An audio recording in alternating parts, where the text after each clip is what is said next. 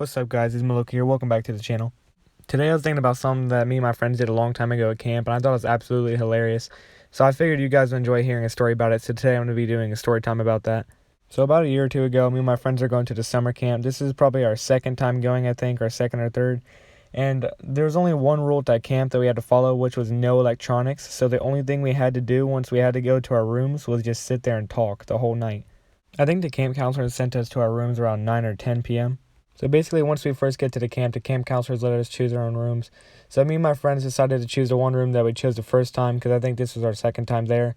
And usually what we do is all day we do different activities like hiking, going outside, cooking, different stuff like that. So once we go to our rooms around 9 or 10 p.m., all we're allowed to do is just sit in there. And of course we're supposed to go to bed, but 9 or 10 p.m., we've been up all day. We're not going to go straight to bed. So once we got to the rooms, you weren't allowed to leave the rooms. The only time you can go out is if you're going to the bathroom. So all we was able to do was just sit in the room and talk to each other all night. So there was 4 of our friends in the other room, and then the rest of us were in my room. I think we had about 6 people in my room. So what we did was we opened our window, and then they'd open their window, and we just yelled across, and the camp counselor couldn't hear because she was in her room. And keep in mind, her room was the other side of our wall, so she was right next to our room. So we decided, why don't we just sneak out the window, then sneak into their window, then we can just all hang out for a little bit. Then once we go to bed, we can just go back into our room. Now, for the way that this cabin is set up, it was on a hill, so the front side of the cabin was, right on the porch. If you step out your window, you're on the porch. But we were in the back side of the cabin, and we were like 2 stories up, so it was pretty high up. So we were trying to find any way to get out this window or get them into our window. So we looked in the corner, and there was a fire escape ladder. And this fire escape ladder was made out of straight metal. So when we put it out the window, it would, make a lot of noise and it would definitely be heard. So, of course we made the right decision and we threw that sucker out the window. Yeah, we put that fire escape ladder out the window. And pulling out of this box made the loudest noise possible. Still to this day, I don't know how she didn't hear us taking it out of the box. So we take this fire escape ladder out of the box and we slowly move it across the room and then we throw it out the window. And hopefully it would make like a quick noise so that way she wouldn't know exactly what that was. But she'd hear the noise, she'd be like, oh, it's probably just nothing. So the ladder went all the way down to the ground, and then there was like 2 curves at the top of the ladder. I don't know how to explain it, but they would hinge into the windowsill. So that way when you're going down the ladder and you're pulling onto the ladder, it would hang onto the windowsill so that way it wouldn't slip. So once we put out the window and everything was clear, we made sure nobody was coming, and then we sent out one of the first guys in the room. Then he went down the ladder while we held it and made sure it didn't slip out the window. Then the next one went, then the next one went. And finally it was me at the end. The hardest part about the ladder was probably just getting onto it, making sure you don't slip out the window while trying to get a grip on it.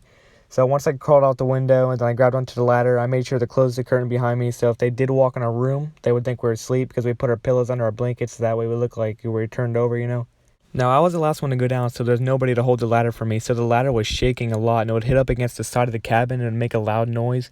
So I had to be as slow as possible so that way it wouldn't make too much noise. Once we all finally got to the ground, we went under the window of our friend's room. Then they put out their fire escape ladder. And we were holding on to the ladder, once they were slowly lowering it, we set it up from the bottom of the hill so that way, it wouldn't be up against the side of the cabin. Once they got it down there, we all climbed up that ladder while they held it. And then we went inside.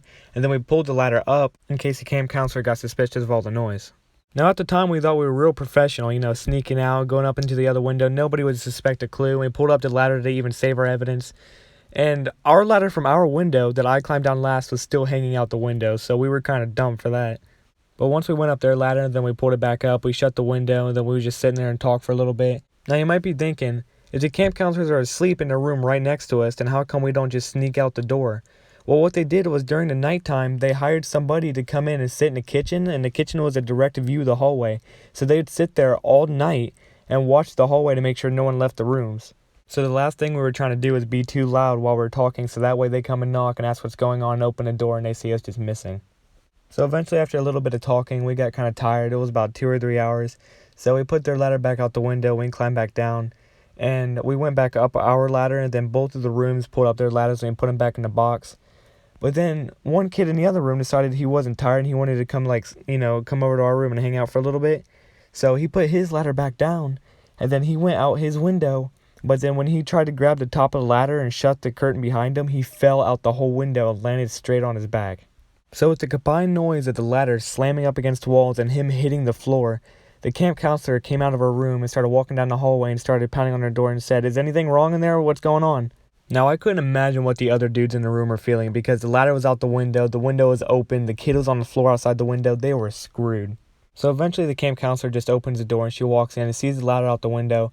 And then she starts yelling like, what were you guys doing? Then she looks out the window and then she sees the kid laying on the floor and she gasps and she runs out the front door and runs all the way around the building. And the kid was fine. He landed on his back, so he got back up and he was limping like he was hurt, but he wasn't like seriously hurt, so he was fine.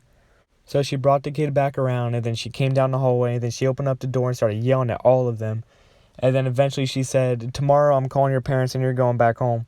So the other kids in the room convinced her that it wasn't actually them that climbed out, it was his own idea, so only he got sent home and not the other dudes. But no one really cared because the one dude that got sent home was the one kid that nobody really wanted to hang out with. Like, no one really liked him.